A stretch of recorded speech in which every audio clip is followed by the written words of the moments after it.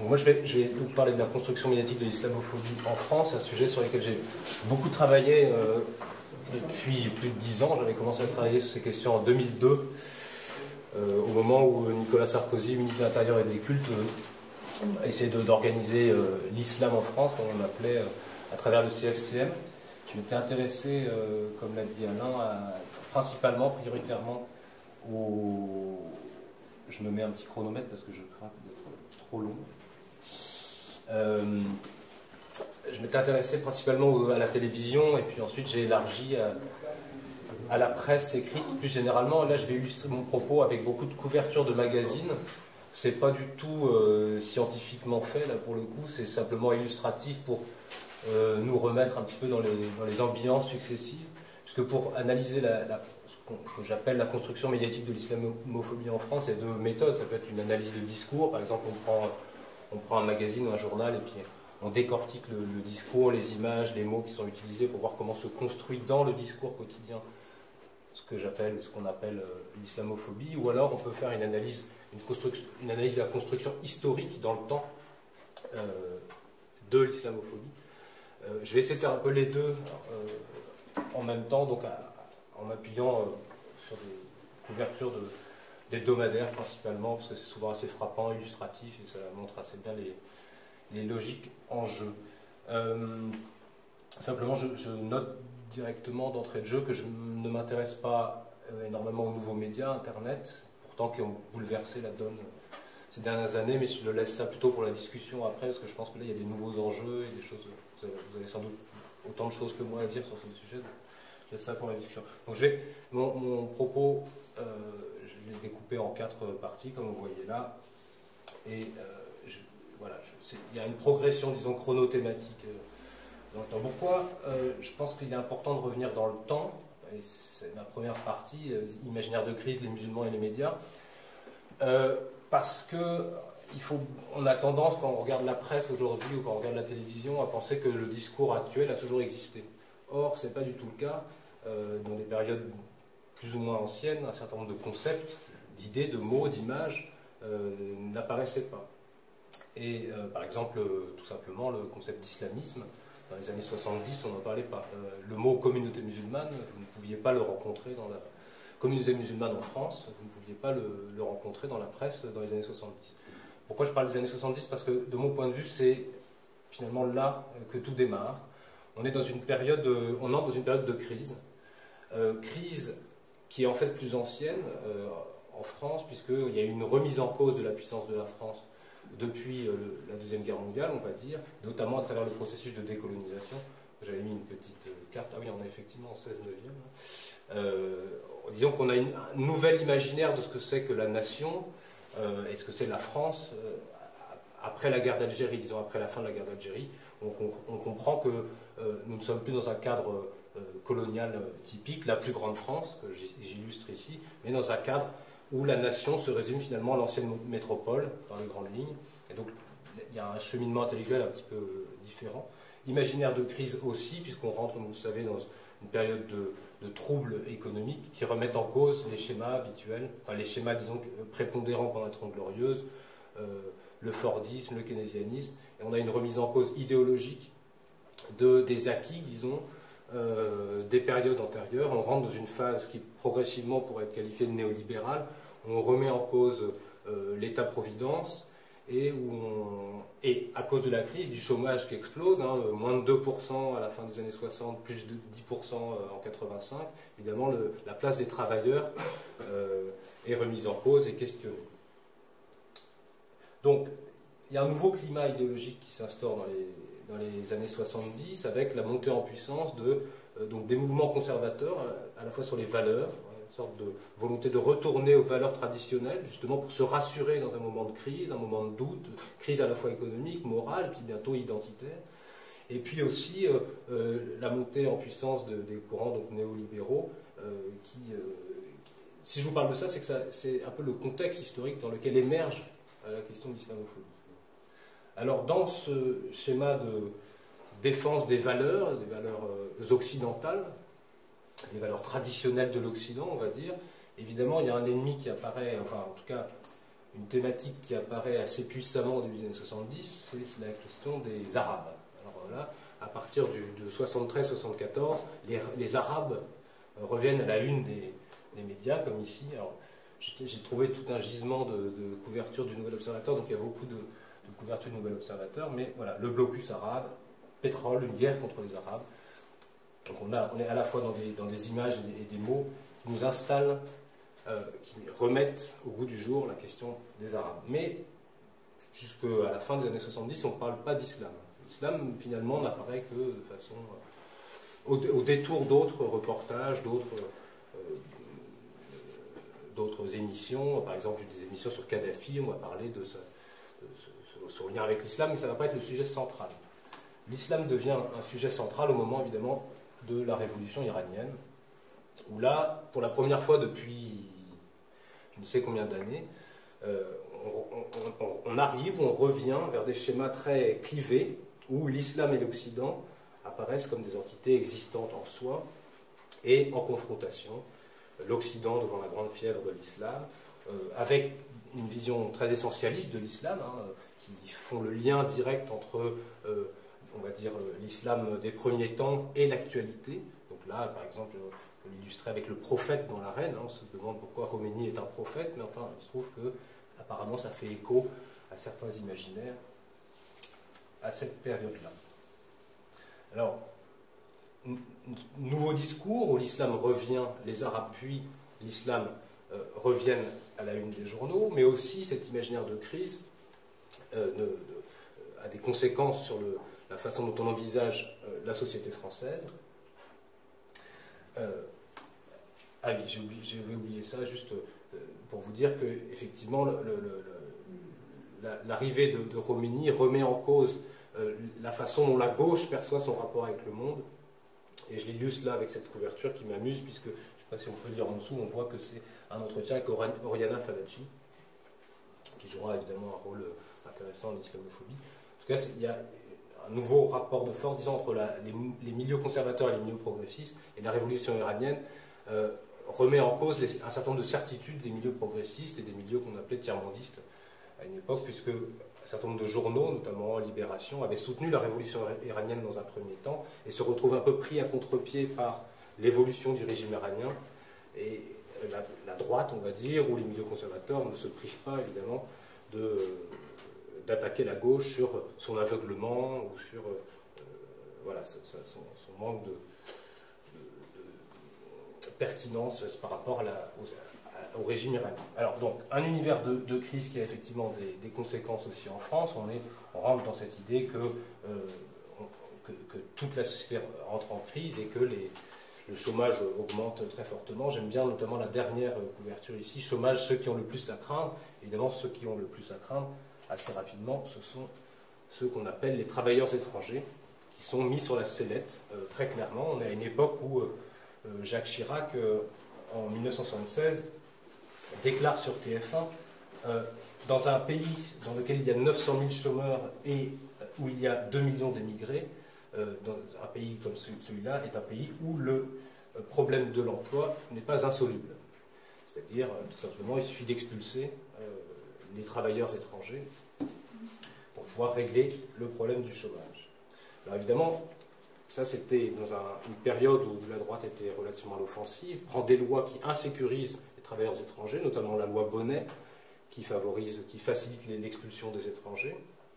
Et quand arrive la gauche au pouvoir en 1981, un certain nombre d'espoirs naissent dans les milieux progressistes, dans la presse progressiste en particulier, qui estiment qu'enfin on va pouvoir être dans une situation un peu plus sereine. Or, rapidement, dès 82-83, on s'aperçoit que la gauche se rallie à l'idéologie du moment, notamment ce néolibéralisme qui était apparu en Angleterre, aux États-Unis à la fin des années 70,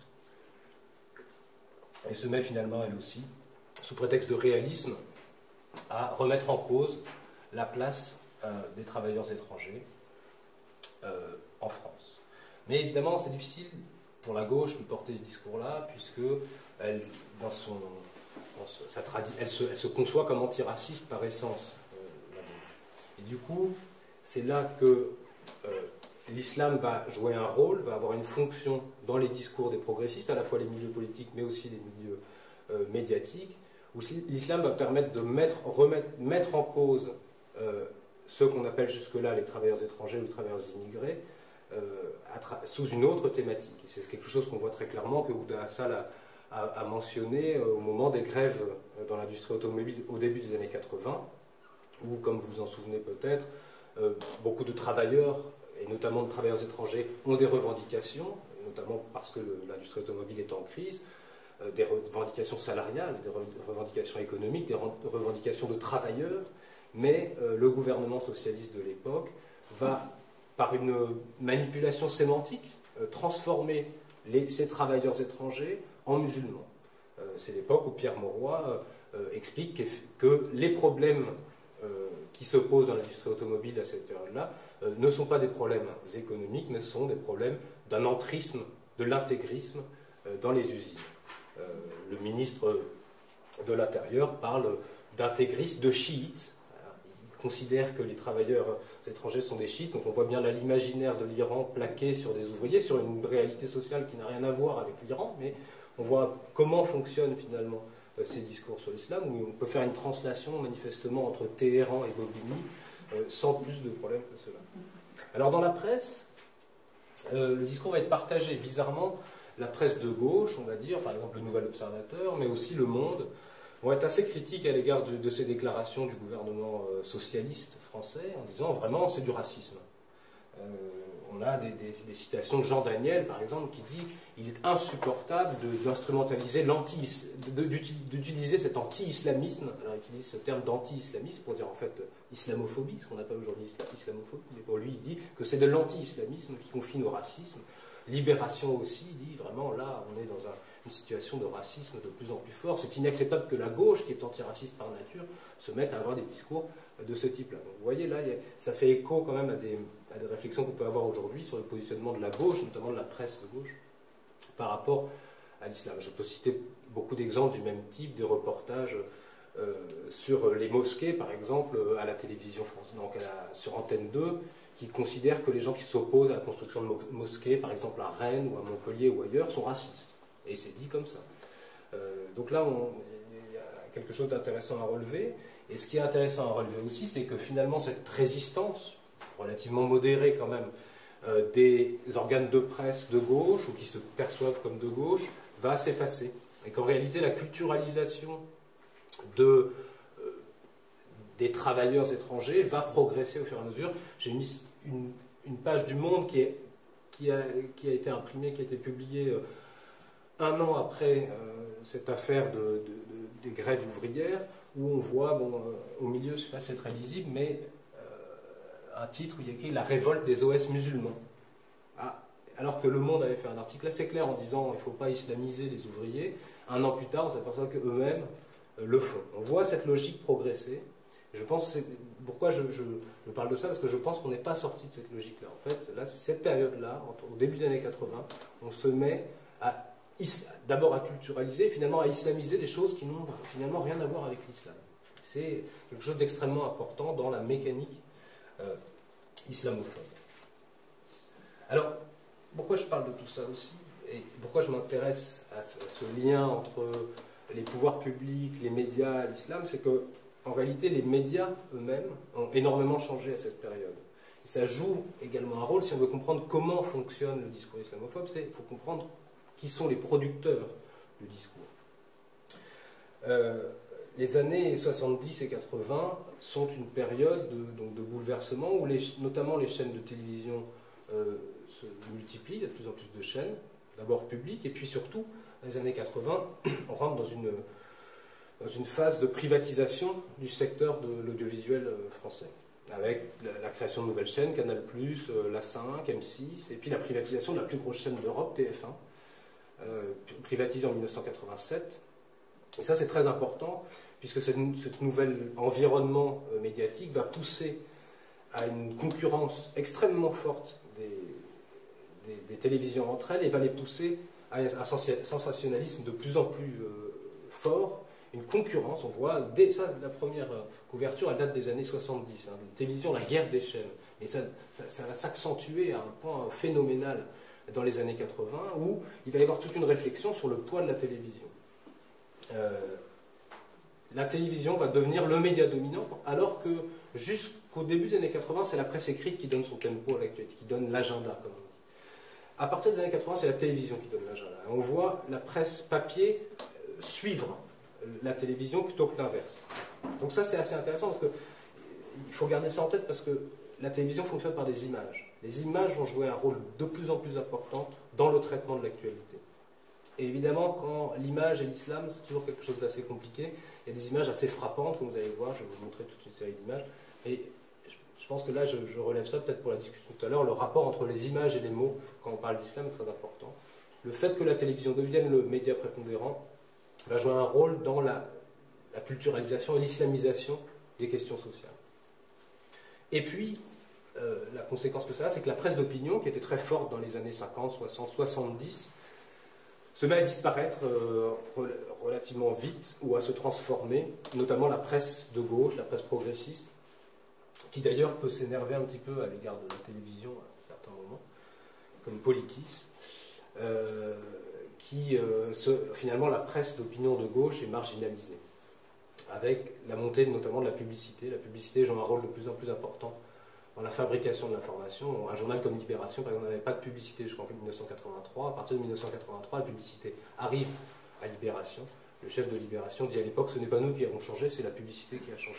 C'est quand même une façon de présenter les choses qui est assez étrange, mais ça va se continuer. Là, je parle des années 80, mais ça va se poursuivre jusqu'à aujourd'hui avec carrément la presse qu'on dit gratuite, qui n'est faite que de publicité. Donc là aussi, ça joue dans la façon dont les journalistes vont se comporter par rapport à leurs objets, pas uniquement l'islam, mais tous les sujets, c'est-à-dire on ne vend plus des opinions, on ne vend plus de l'information, on propose un support à des annonceurs publicitaires. Ce qui évidemment, en termes de production d'information, a un certain nombre de conséquences. Et puis après, il y a plein d'autres évolutions dans les médias à cette époque. Alors, juste faire une petite parenthèse, peut-être parce que j'ai une illustration là-dessus, c'est que c'est pas parce que la presse, il y a quand même une presse d'opinion qui reste, et il y a quand même une presse sans publicité qui demeure, comme le Canard enchaîné ou Charlie Hebdo, mais ce qui ne va pas empêcher de faire des coups médiatiques sur certains sujets qui permettent de rapporter quand même un petit peu d'argent, puisque par exemple la couverture de Charlie Hebdo, la première sur les caricatures en 2006, a rapporté beaucoup d'argent à Charlie Hebdo. Charlie Hebdo tire normalement 60 à 70 000 exemplaires par semaine, et ce numéro a été vendu à 480 000 exemplaires, ce qui a permis entre autres de dégager des marges bénéficiaires de près d'1 million d'euros sur 2006, et qui a bénéficié directement aux principaux actionnaires, par exemple Philippe Val et Cabu, qui ont chacun empoché cette année-là 330 000 euros chacun. Ce qui est quand même assez intéressant, et on constate qu'effectivement ce genre de couverture, ce genre de coût médiatique peut rapporter gros, y compris à titre personnel, ce qui là encore rentre en ligne de compte dans la façon dont les gens produisent l'information. Mais bon, c'est plutôt un cas à part, idéologique, et puis d'une période un peu postérieure, mais ça vaut le coup d'être relevé quand même, tout de même. Donc voilà, d'autres évolutions, notamment l'écartement des grilles de salaire à l'intérieur des rédactions, avec des journalistes vedettes qui gagnent énormément d'argent, pendant que la base de la profession se précarise énormément et se retrouve dans des situations un peu compliquées, où, notamment avec la multiplication des pigistes, qui sont un peu des travailleurs à la tâche, et leurs grands patrons leur disent va faire ci, va faire ça, mais dans les rapports de pouvoir à l'intérieur des rédactions, ça change. Et là, il y a des exemples très concrets. Moi, je connais beaucoup de journalistes qui me disent on m'a envoyé en banlieue faire un reportage sur telle chose. Tu comprends bien que si je ne dis pas exactement ce qui est attendu par mon chef, ou je suis envoyé en Mauritanie pour parler de la politique mauritanienne, je reviens avec un journaliste avec un reportage très mesuré sur les différentes forces en présence, et puis finalement mon chef me dit non, il faut parler des islamistes, il faut parler des islamistes. Donc, évidemment, les rapports de pouvoir à l'intérieur des rédactions changent aussi la façon de travailler. D'autres évolutions, je passe très vite, mais la multiplication des sondages d'opinion, le développement des dispositifs interactifs, on voit dans les années 80 les gens qui appellent en direct, des téléspectateurs, alors les téléspectateurs ont la parole, ce genre de choses.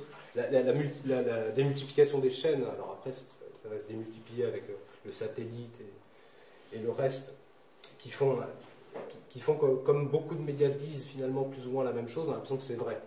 Par différents canaux, on a la même information, les mêmes images, on se dit, bah oui, c'est vrai. Voilà, bon. Donc, ce que je veux dire par là, c'est que on a des médias qui peuvent produire de l'information, enfin, produire des images, produire des contenus, qui créent des effets de réel, sans qu'on sache très très bien quelle est la réalité. Donc on a des effets de réel, on a l'impression que c'est réel, on a l'impression que ce qu'on voit est vrai, mais en réalité, là, justement, cette réalité matérielle, sociologique des choses dont on parle est peut-être assez lointaine. Ce qui peut créer des effets d'ailleurs performatifs assez surprenants.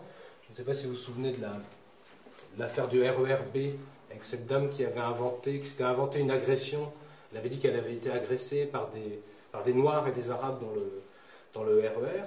Et donc il y avait eu tout un procès, une affaire médiatique autour de ça. Et puis quelqu'un lui avait posé la question, mais pourquoi c'était une fausse agression, pourquoi vous avez inventé des Noirs et des Arabes comme agresseurs? Et elle avait répondu, parce que quand je regarde la télévision, ce sont toujours eux qui sont accusés. Donc on crée cet effet de réel, et finalement tout le monde l'a cru elle aussi, alors qu'en fait il n'y a aucune réalité. C'est pour ça que bon, le bouquin que j'avais écrit il y a maintenant longtemps s'appelle l'islam imaginaire, parce que finalement il y a une construction très imaginaire d'un islam qui est difficile à cerner. Alors c'est donc ma deuxième partie, comment définir l'islam et les musulmans. Je pense que c'est vraiment extrêmement important de poser cette question pour comprendre ce que c'est l'islamophobie, notamment l'islamophobie dans les médias.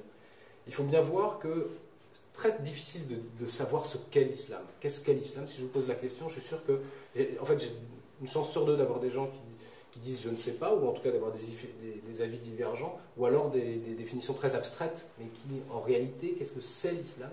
C'est extrêmement dur à dire. J'ai mis en parallèle deux couvertures que j'aime bien, parce que d'un côté le Nouvel Observateur qui nous dit qu'il va dire la vérité sur l'islam, et à côté un journal anglais, New Statesman, qui dit tout ce que vous savez sur l'islam, en énorme islam, est faux.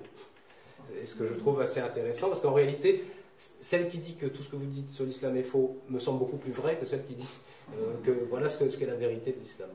Donc une petite réflexion sur ce point, parce qu'il me semble qu'en réalité, c'est presque plus que la construction de l'islamophobie, qui est le titre de mon intervention, c'est presque la construction de l'islam lui-même. Ce que je veux dire, c'est que les journalistes, en tout cas les gens qui ont le pouvoir d'intervenir dans l'espace public, sont des créateurs d'islam. Ils produisent de l'islam, eux-mêmes, sans forcément le savoir.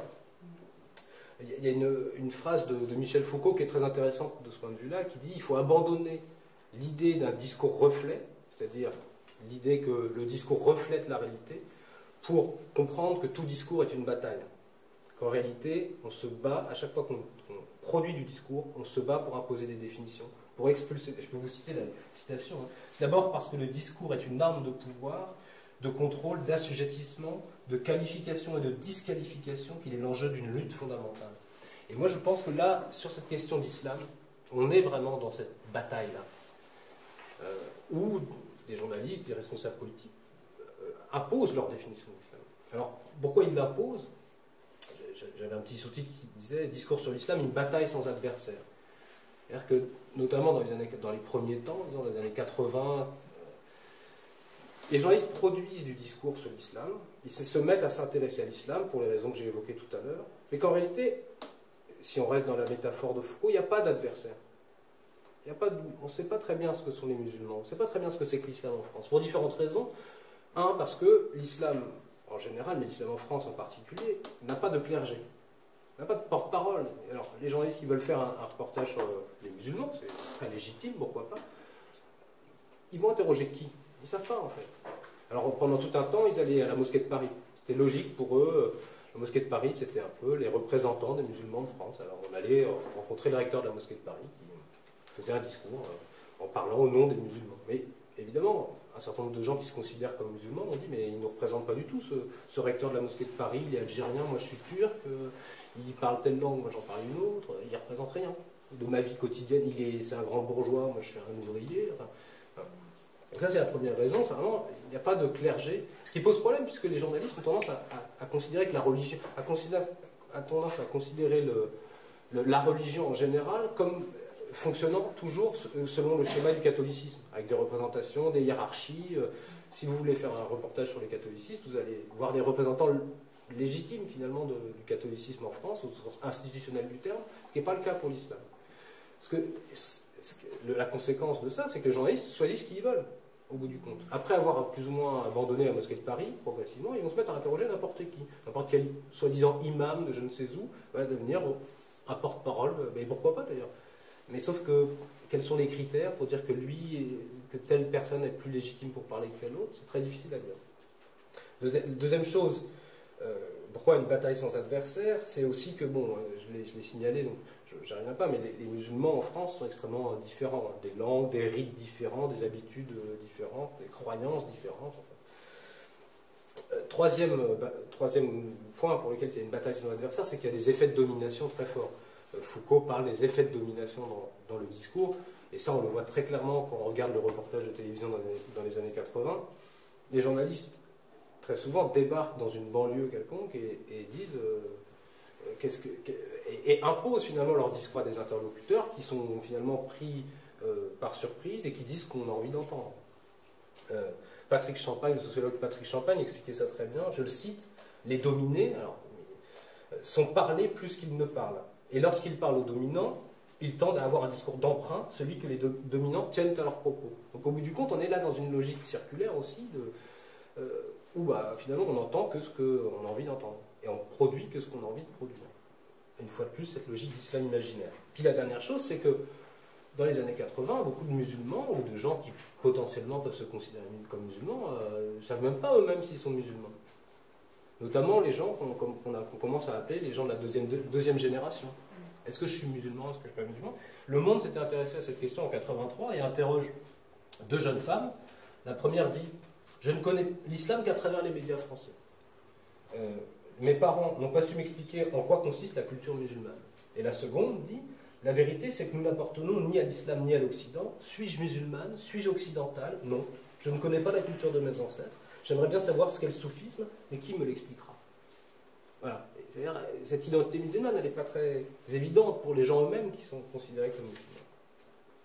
Alors voilà, on se retrouve avec finalement un champ de bataille très étrange, où on se bat sans adversaire, on impose, où finalement un certain nombre d'acteurs, notamment des journalistes, mais aussi des responsables politiques, imposent leurs propres idées. Et vont plaquer sur ce qu'ils croient être la réalité, en fait, des imaginaires dont ils ont eux-mêmes hérité.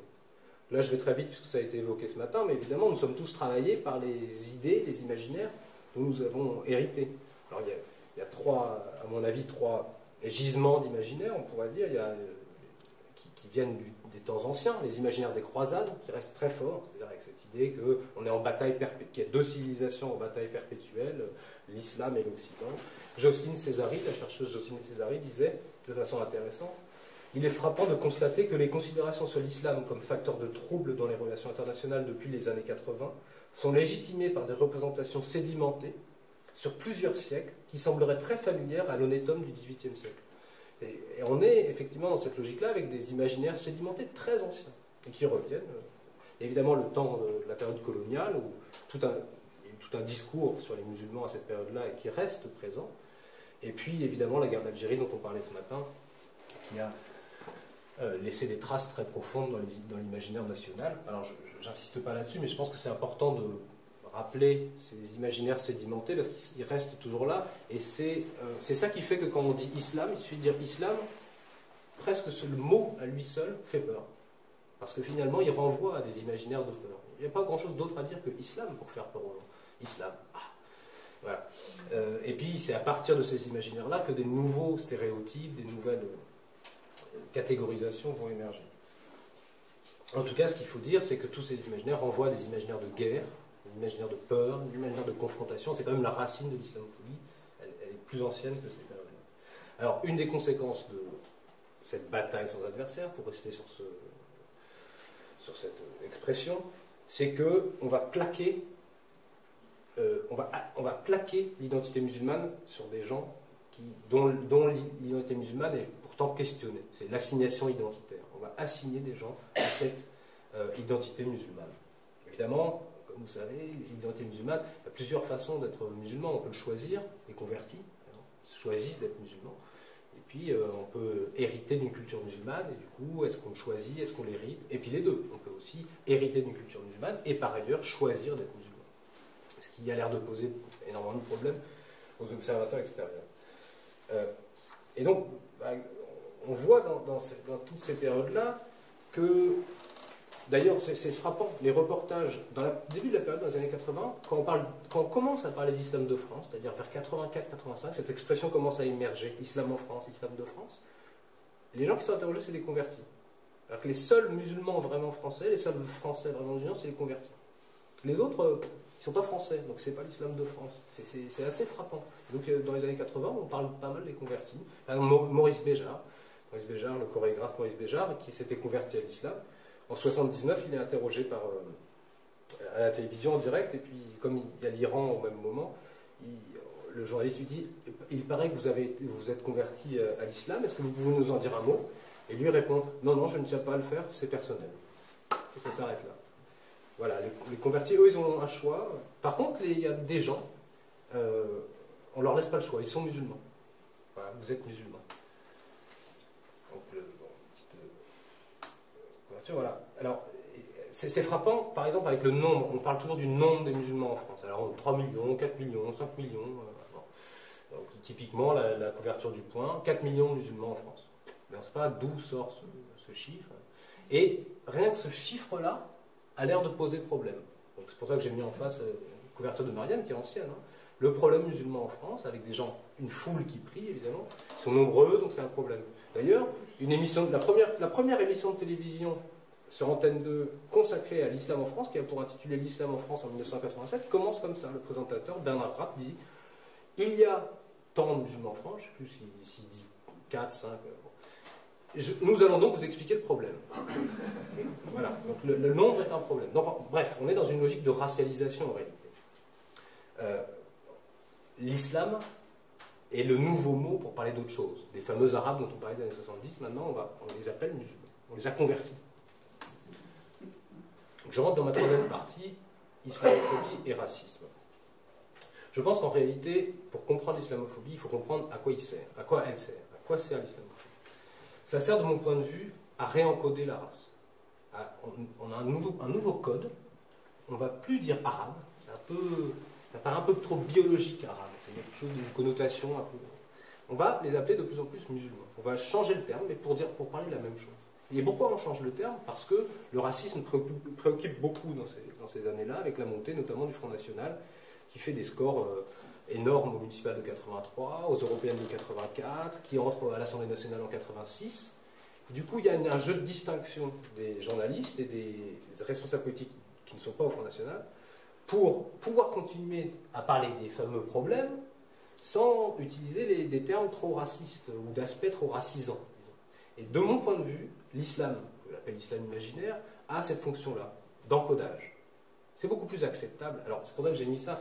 Alors, première couverture, le racisme anti-arabe, début des années 70. Au début des années 80, interrogation sur les Arabes. Ah, les Arabes et vous. Bon. Comment devient-on raciste? Comment on devient raciste? Ça, c'est 84, 83, ces couvertures-là. Et 86, l'islam en France. Et en fait, on voit là cet encodage qui a lieu au cours des années 80. Parce que le discours, c'est ça la particularité, le discours de facture islamophobe est tout à fait compatible avec le discours de facture antiraciste. Je ne suis pas raciste, mais par contre, quand même, les musulmans, c'est ce que je veux dire. Il y a un peu cette chose-là, et c'est une conception dans les dossiers qui sont faits sur le racisme, qui sont assez fréquents dans les années 80, il y a une conception assez particulière du racisme. Le racisme est considéré comme quelque chose d'individuel. On est raciste individuellement. Il y a des racistes et des non-racistes. Bon. Et comme quelque chose de très moral. C'est pas bien d'être raciste. C'est pas bien. Mais il n'y a jamais une réflexion de fond sur comment fonctionne le racisme. Ce que c'est que le racisme structurellement. Pourquoi, par exemple, nous pouvons vivre dans une société qui est structurellement raciste. Ça, c'est pas... on n'en parle pas. Donc on a d'un côté un discours de plus en plus islamophobe, en tout cas qui s'intéresse de plus en plus à l'islam, avec beaucoup de guillemets, et qui par ailleurs se dit antiraciste. Le mouvement SOS Raciste, je pourrais y revenir, a joué un rôle assez important dans cette dynamique qui a été créée en 85, je crois, où on est vraiment dans un discours terriblement moral. Harlem Désir, qui préside SOS Racisme à l'époque, va à la télévision et dit cette phrase, et je cite, le racisme, c'est pas bien. Et voilà, c'est pas bien. Mais par contre, les musulmans, ça peut être pas bien aussi. Donc on rentre dans les années 80 dans cette logique-là d'encodage de la race à travers l'islam. Tout ça s'accompagne d'un discours très virulent sur l'intégration. Il faut que ce qu'on appelle maintenant de plus en plus les musulmans s'intègrent. Et d'ailleurs, le fait de mettre en visibilité leur part d'islamité est en contradiction avec l'injonction qui est faite de s'intégrer. Intégrez-vous, puisque vous êtes musulman. Alors qu'on pourrait très bien dire, vous êtes français, donc vous êtes intégré, il n'y a même pas de question à se poser. On a cette injonction paradoxale qui s'accompagne de couverture, comment dire, offensive. Donc 85, la fameuse couverture du Figaro Magazine, serons-nous encore français dans 30 ans, avec l'utilisation de symboles très forts, Marianne voilée, et qui est réutilisée, qui est déclinée ensuite, dans les années suivantes, avec la même photo sur l'immigration. On voit bien là l'encodage. Un moment c'est la religion, un jour c'est l'immigration. On utilise les mêmes symboles, les mêmes mots pour parler de dossiers assez différents. Voilà, injonction, intégration, réencodage. Et donc on a, beaucoup de chercheurs parlent à cet égard, à partir de cette période-là, de racisme sans race. On n'est plus sur des logiques de biologique, raciale, biologique, mais sur un racisme plus symbolique. Et on voit très bien, enfin d'aspect plus symbolique. Là, on voit très bien l'utilisation des symboles, racisme sans race, ou un chercheur qui parle de, grâce à cet encodage, qui parle de born again racism, comme on dit born again Christian, par exemple. Grâce à ça, grâce à ces nouveaux dispositifs discursifs, on peut se permettre d'être raciste. C'est plus acceptable. Et c'est ça, finalement, l'islamophobie, c'est simplement l'encodage acceptable du racisme. C'est pour ça que Saïd Bouamama et d'autres parlent de racisme respectable. Alors évidemment, il y a un des outils qui est très souvent utilisé, un des imaginaires extrêmement forts dans ces dispositifs discursifs, c'est la question des femmes. Là, la question des femmes joue aussi ce rôle assez intéressant, puisque mettre en avant la question des femmes en islam permet à ceux qui mettent ce sujet en avant de se positionner eux-mêmes comme faisant partie des gens qui veulent émanciper les femmes. C'est un discours d'aspect très généreux. On est antiraciste, on est favorable à l'amélioration de la condition des femmes, mais en réalité, en faisant ça, on propage des stéréotypes sur les musulmans qui sont assez dégradants, voire carrément offensifs. Et les couvertures, alors là, c'est pas le cas pour celle-là, mais les couvertures comme celle-ci, il faut bien garder en tête, l'islam en France, là, la dernière, elle date de 86, donc avant les affaires de foulard. Les premières affaires de foulard. C'est bien les médias, les responsables, notamment les médias d'ailleurs, qui ont les premiers créé le problème du foulard, avec beaucoup de guillemets. Et quand la première affaire des foulards éclate, en septembre 1989, là encore, contrairement à ce que disent beaucoup de gens, c'est vraiment une logique médiatique. Le 5 octobre 1989, le Nouvel Observateur, allié à Antenne 2, décide de faire une émission sur cette question. À partir d'une dépêche d'agence de presse en Picardie, ils prennent une dépêche d'agence de presse en disant il y a un problème, enfin dans l'Oise plutôt, à Creil, il y a un problème de foulard dans une école, et ils en font une affaire nationale. Et dès le lendemain, ça s'emballe. On a vu ça à la télévision en prime time, il y a un problème de foulard, il y a un problème donc de la laïcité, etc., etc. Donc là, il y a une construction vraiment d'un problème. D'ailleurs, Lionel Jospin, à l'époque ministre de l'Éducation nationale, est surpris et puis dit mais il n'y a pas de problème national, c'est un problème local, il faut que cette question soit réglée localement. Ce qui était quand même un discours qu'on aurait dû peut-être écouter un peu plus, puisque effectivement, chaque cas est relativement différent. J'essaie d'aller un peu vite peut-être, mais...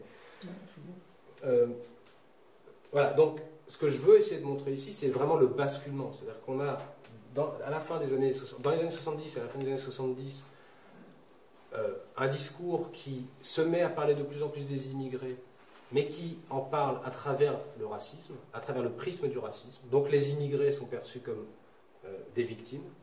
À la fin des années 80, et c'est particulièrement notable en 89, les mêmes immigrés, les mêmes populations, sont décrites à travers le prisme de l'islam et se retrouvent non plus victimes mais accusées. À quoi a servi la montée, disons, de la thématique de l'islam dans les années 80, d'accuser finalement des victimes.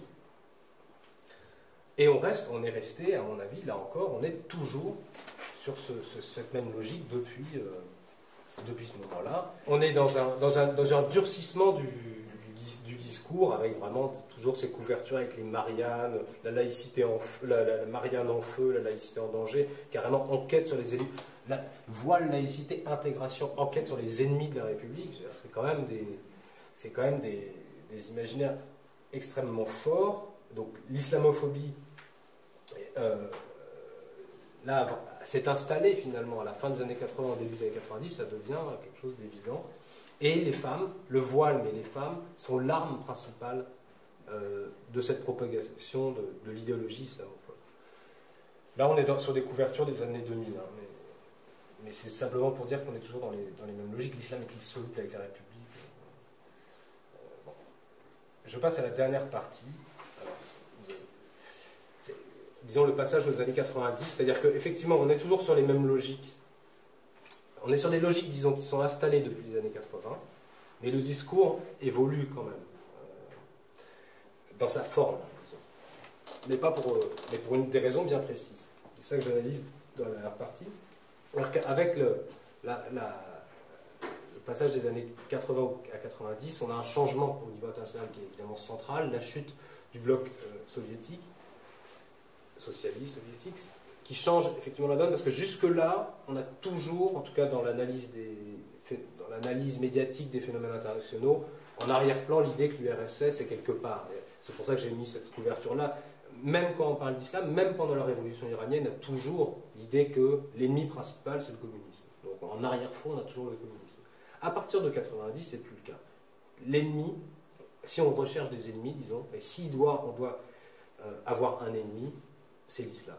Et là, on est donc le discours orientaliste qui était apparu en 79, notamment avec la révolution iranienne. Là, à partir de 90, devient frontal. Il n'y a plus d'autres ennemis. Le seul ennemi, c'est l'islam. La première couverture, courrier international, pourtant, Islam-Occident, l'affrontement. Et ça, c'est des logiques qu'on a de façon extrêmement forte au moment de la première guerre du Golfe, où on a carrément des journalistes de télévision qui disent, comme Charles Villeneuve, hein, qui en direct à la télévision dit pendant la guerre du Golfe, c'est la guerre du monde civilisé contre les Arabes. Ce type de discours. Une émission d'Ex Libris, par exemple, en 1990, Ex Libris qui était animée par Patrick Poivre d'Arvor, qui invite Bernard Lewis, d'ailleurs, c'est assez intéressant, le chercheur britannique Bernard Lewis, qui est l'inventeur du concept de choc des civilisations. Je ne sais pas, il est apparu qu'une seule fois à la télévision française, à mon avis, dans cette émission d'Ex Libris sur TF1, où voilà, on voit, donc il est l'inventeur depuis les années 50, je crois, du concept de choc des civilisations. Il écrit à la fin des années 90 le texte de référence des théoriciens du choc des civilisations, qui a été publié en anglais, et qui dit, voilà, nous rentrons dans une nouvelle phase historique de confrontation civilisationnelle avec l'islam, et il est invité sur le plateau de TF1. D'ailleurs, avec un discours plutôt plus mesuré, en tout cas un peu plus subtil que Poivre d'Arvor et ses comparses, qui eux sont encore plus radicaux dans l'idée qu'on est dans l'affrontement millénaire, disons. Alors qu'en fait, on est dans une guerre d'actualité où l'enjeu principal, c'est plutôt le pétrole et d'autres, des considérations qui n'ont pas grand-chose à voir avec le prophète, par exemple, ou le Coran, et pourtant, on voit se multiplier les reportages sur le Coran, sur la vie du prophète. Je ne peux pas vous montrer ça parce que les images ne sont pas publiques, ça appartient à TF1, mais cette émission, si vous avez la chance de la retrouver, je peux vous donner les références, c'est impressionnant. C'est-à-dire, on a la vie du prophète qui est décrit comme Hitler, hein, avec des foules en furie qui lèvent le bras, enfin, c'est vraiment, et puis le lien est fait directement avec Khomeini, ensuite Saddam Hussein. C'est un lien direct entre le passé du 7e siècle voilà, et l'actualité. Là, on est vraiment dans l'essentialisme pur, c'est-à-dire les musulmans sont tous les mêmes partout, et de tout temps, de toute éternité, ils fonctionnent de la même façon. Donc il n'y a pas à comprendre, c'est la guerre du monde civilisé contre les Arabes, point. Et vraiment, c'est impressionnant quand je vous montrais tout à l'heure la couverture de Politis, une télé de merde, quand on regarde cette émission, on ne peut qu'être d'accord. C'est vraiment assez impressionnant.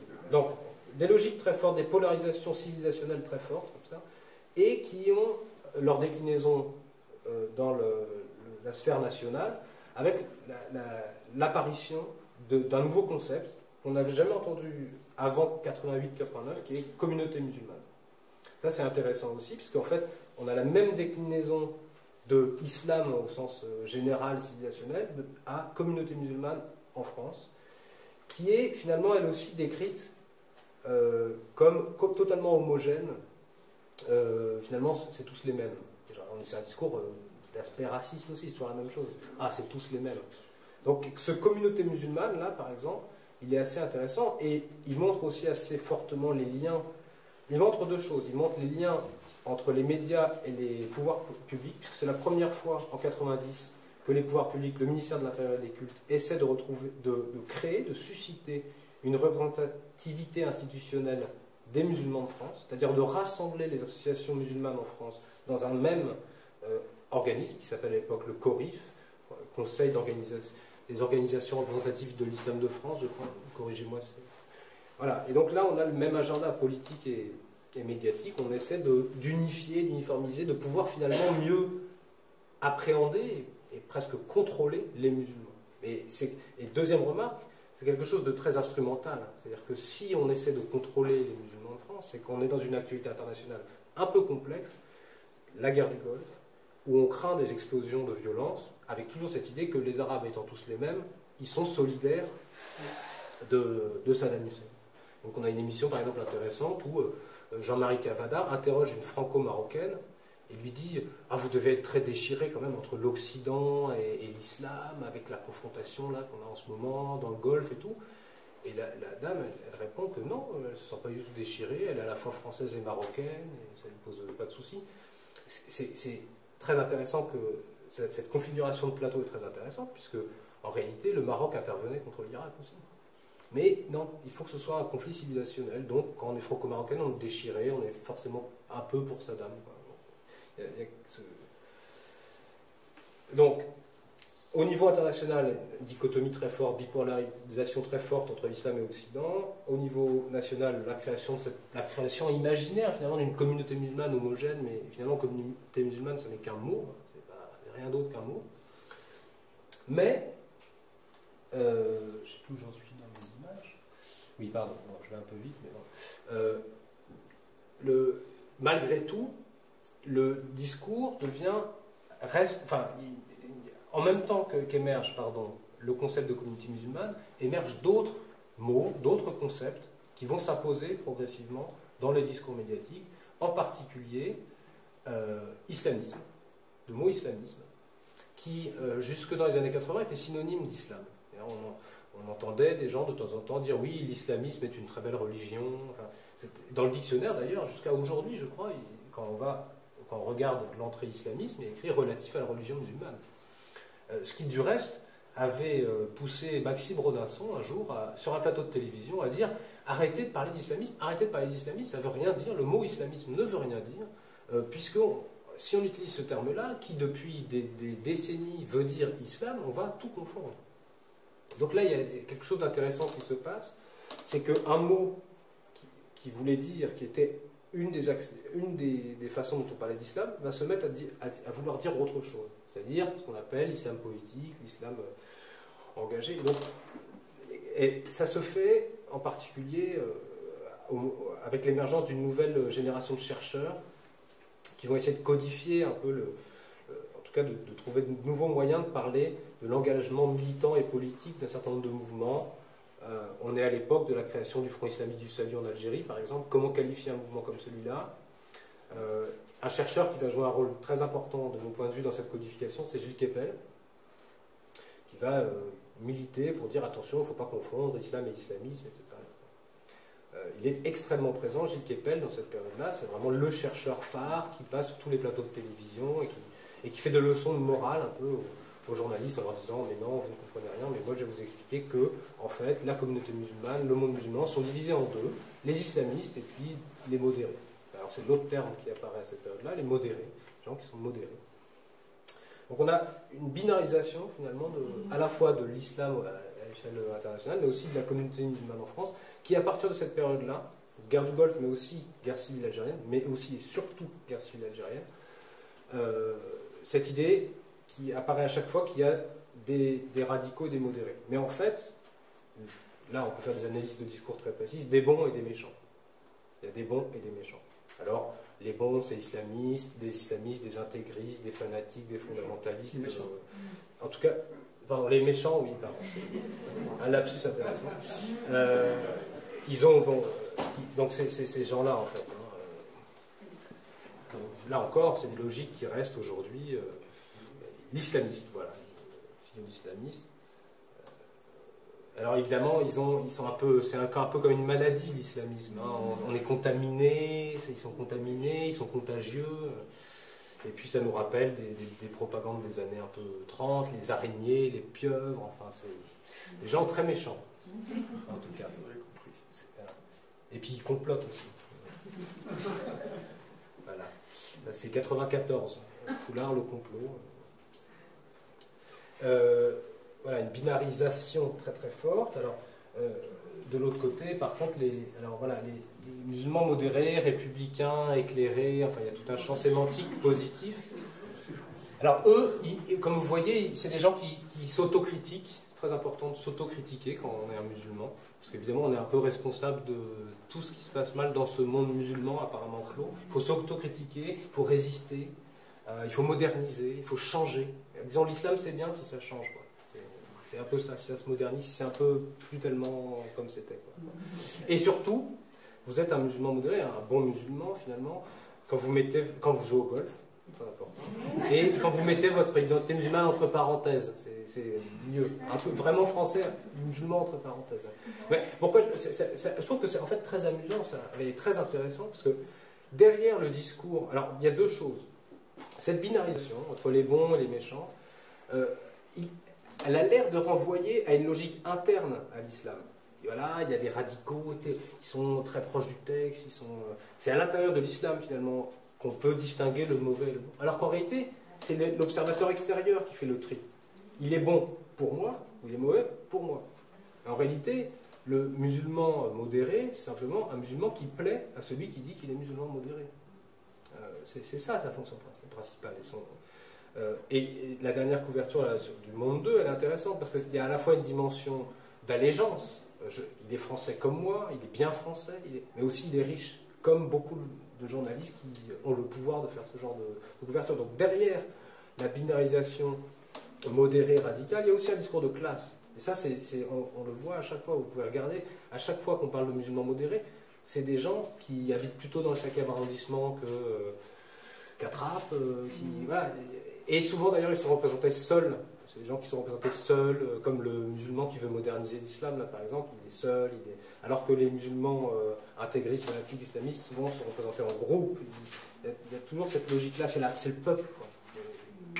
Pas des gens, c'est pas comme nous.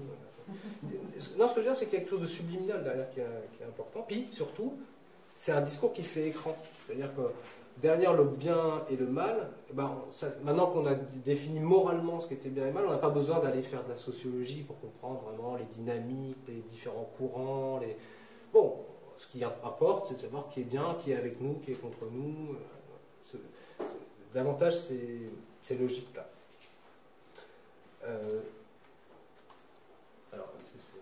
Donc, on est dans un discours comme ça, binaire, extrêmement fort, mais avec tout un discours d'accompagnement sur les amalgames. Parce que, à quoi ça sert aussi tout ça? On voit, dans les années 90, apparaître cette idée qu'il y a des amalgames. Les journalistes font beaucoup notamment où il y a des attentats du GIA en France, les journalistes ont un traitement très radical de la question. Alors vraiment, les islamistes, les GIA, c'est des ennemis, il faut les éradiquer, mais attention, ne faisons pas d'amalgame. Il ne faut pas faire d'amalgame. En fait, cette idée de cette binarisation et cette idée d'amalgame permet de radicaliser le discours. Je ne sais pas si je suis clair, mais en parlant d'islamistes, en séparant les islamistes des modérés, ça permet d'être encore plus radical quand on parle des islamistes. Donc quand on dit ne faisons pas d'amalgame, du coup, une fois qu'on a dit ça, on peut avoir un discours extrêmement radical sans qu'en réalité la définition même de ce que c'est que l'islamisme soit donnée. Ce qui crée en fait des amalgames. C'est un discours très pervers. Donc voilà, on est vraiment dans ces logiques-là dans les années 90, qui évoluent progressivement à la fin des années 90 et avec les attentats du 11 septembre. où cette logique binaire demeure très forte, mais elle devient un tout petit peu plus subtile, si j'ose dire, avec des nouvelles catégorisations. On voit apparaître des nouveaux termes comme salafisme, djihadisme, choses comme ça qui n'existaient pas avant. On n'est plus dans une logique purement binaire, les bons et les méchants. On rentre dans une logique où on essaie de peser le degré de dangerosité des musulmans. Est-ce que tel ou tel est plus ou moins dangereux? Et donc là, j'avais travaillé un moment sur un livre sur les politiques antiterroristes, et on évoquait aussi le traitement médiatique de l'antiterrorisme, un bouquin qui est sorti en 2008, et on s'apercevait que le discours médiatique et le discours policier étaient extrêmement proches, où finalement le sociologue Laurent Bonelli, par exemple, qui est un sociologue spécialiste de la police, qui avait écrit un article dans le Monde diplomatique sur la façon dont les renseignements généraux parlent des musulmans, surveillent les mosquées, et on s'apercevait que les reportages de télévision fonctionnaient un peu de la même façon. Il faut dépister, on va mettre des caméras cachées, on a beaucoup de ce type de reportages dans les années 2000, des caméras cachées qui vont dans les mosquées pour essayer de dépister le degré de dangerosité potentielle des musulmans. Donc là, on rentre dans des logiques de suspicion généralisée, une sorte de guerre préventive, enfin d'attention préventive. Et les musulmans modérés, ceux qui sont appelés musulmans modérés, ont surtout pour vocation de pouvoir désigner, étant perçus comme étant à l'intérieur de la communauté musulmane, ils sont capables de dépister à l'intérieur de cette communauté à laquelle ils ont l'air d'appartenir, les méchants, les mauvais, les dangereux. On est dans des logiques de suspicion de ce type-là, où tel est plus ou moins dangereux. Mais finalement, on aboutit à l'idée que tous les musulmans sont plus ou moins dangereux. Bon, il y en a qui le sont moins que d'autres, en fait. Donc un discours médiatique, un discours policier qui devient extrêmement proche, et qui, c'est pour ça que j'avais intitulé la dernière partie propagande de guerre, avec un point d'interrogation quand même, mais qui se rapproche des logiques à la fois de propagande, où vraiment un certain nombre de gens, des journalistes en particulier, vont eux-mêmes de façon idéologique se considérer comme des combattants. Et ça, quand je vous parlais tout à l'heure de Charlie Hebdo, il y a un peu ce côté-là. Nous, on ne va pas se laisser faire, nous, on va y aller, nous, etc. Donc des propagandistes presque assumés, mais sans qu'évidemment il y ait un complot derrière. J'aime bien citer Alain Accardo, sociologue Alain Accardo, qui est spécialiste des médias, et qui montrait que les discours médiatiques à la télévision, par exemple, au journal de TF1 et de France 2, sont extrêmement similaires. Et donc, les gens qui critiquent son travail disent « mais vous êtes dans le complot, vous dites que tous les journalistes sont en collusion entre eux ». Et lui répond « non, c'est pas parce que deux horloges donnent la même heure qu'il y a un complot. Simplement qu'elles ont été réglées selon le même mécanisme et qu'elles ont été mises à la même heure au même moment ». Et bien, effectivement, le journal de TF1 et de France 2, c'est un peu la même chose. Ils disent la même chose, quasiment dans le même ordre. C'est simplement parce qu'ils fonctionnent sur les mêmes mécanismes. Donc on est dans une forme de propagande, mais sans qu'il y ait un ordonnateur. Et puis de guerre, parce qu'on est dans cette espèce de logique d'offensive, avec des ennemis, la dernière du genre, c'est celle-ci, cette semaine, hein, l'invasion. Il y a une invasion. Donc il faut la repousser. Voilà, une logique de guerre. Guerre préventive, permanente, de basse intensité. On est dans ce type de logique depuis 2001, avec une traque permanente des ennemis potentiels, alors dans tous les domaines. Les nounous voilés, les filles... les filles voilées. La logique, c'est si on accepte le voile dans les écoles, ça veut dire qu'ensuite, il faudra accepter autre chose, et finalement, ils vont nous grignoter, et finalement, avec une fusion des angoisses sécuritaires et des angoisses identitaires. Comme si finalement... une menace identitaire était une menace sécuritaire et inversement. Laurent Bonelli, avec qui je travaillais, et Didier Bigot, avec qui je travaillais, disaient qu'il était appliqué à la question de l'identité les logiques policières utilisées par la police new-yorkaise dans les années 90. Vous savez, la fameuse théorie de la fenêtre cassée. Quelqu'un qui a cassé une fenêtre, s'il est capable de faire ça, c'est qu'il sera... Plus tard, il pourra faire pire. C'est un peu qui vole un œuf, vole un bœuf. Si tu as volé un œuf, tu voleras un bœuf. Si tu es musulman, tu deviendras terroriste. Il y a des logiques de continuité comme ça qui sont... Et donc, lutter, et je termine là-dessus, peut-être pour pas être trop long, et donc accepter le foulard à l'école, à la limite, c'est pas très grave. Mais ça risque de nous emmener sur autre chose qui sera très grave. C'est une espèce d'angoisse là, permanente qui s'est installée, et qui, bon, peut-être pour conclure, deux choses. J'aimerais bien, je sais pas, peut-être Ouda Hassal, tu sais ça, s'il y a des travaux qui ont été faits sur la comparaison entre la propagande antisémite des années 30 et la propagande islamophobe d'aujourd'hui. Ça, c'est quelque chose qui commence à me perturber singulièrement, parce que quand je vois ce type de couverture, vraiment, l'invasion des mosquées, notre identité menacée, enfin, ce genre de choses, je me demande vraiment comment on pourrait essayer d'analyser ça finement sans que ce soit utilisé là. Et puis l'autre question pour conclure, c'est celle de la résistance à ces discours-là, que je n'ai pas beaucoup évoqué, mais je pense que là on peut avoir une réflexion aussi sur la façon de résister à ces discours-là. Donc je reviens à cette question d'Internet qui me semble être... Pendant très longtemps, je pensais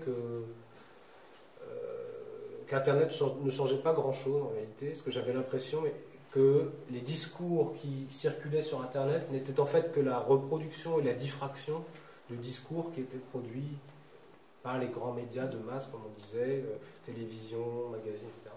Je crois que peut-être je me suis trompé là-dessus. Je pense que là, il y a vraiment des espaces de résistance véritable, de liberté, de discours alternatifs qui peuvent se constituer et qui, ça c'est bon pour terminer sur notre positif, qui peut-être vont ringardiser ce type de couverture.